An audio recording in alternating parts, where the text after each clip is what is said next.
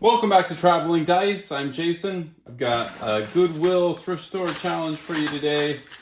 This bag of goodies, I paid $4 for this. And I think there's a couple things in here that might be usable, but the thing that stood out to me the most was the ship. It just seems super cool. And about the right scale. It's on wheels, which is interesting. Have to probably do something about that. But I think this is really nice scale for D&D. Could turn this into a shipwreck, just a ship. It's got a cool skeleton on the front here, which is awesome. So yeah, I'm eyeing this as a ship. I think I want to try to pop this piece out. I thought it was loose already. It's not the case. Oh. Alright, so that might be harder to get off than I thought. Maybe I should leave it. Okay, we'll set that aside for now. Also have a stone thrower, catapult. This is cool.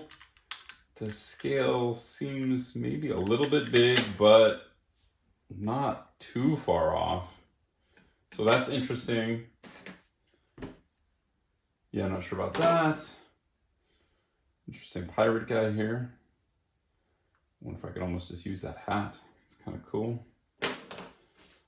Big barrel. You know, the Dwarven brew house is in the Warhammer book as a piece of terrain. So that might be interesting to have as part of the building. And then the potential here of just another boat. A raft, actually, kind of cool. So I think the best piece out of this is this guy. But I think this has some potential. This has some potential. The other stuff, a raft, maybe. So a couple options here, which I think are cool, but we'll come back to this.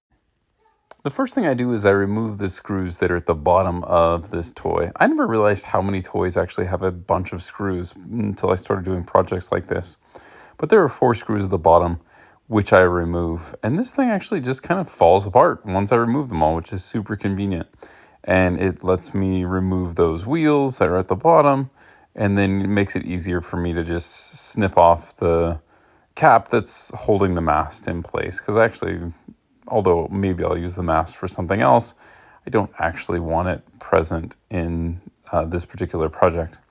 So after I have that removed, I take out the elements I don't want, and then I put it back together and I put the screws back in. Once I get the piece put back together, I prime it black with a black spray paint primer.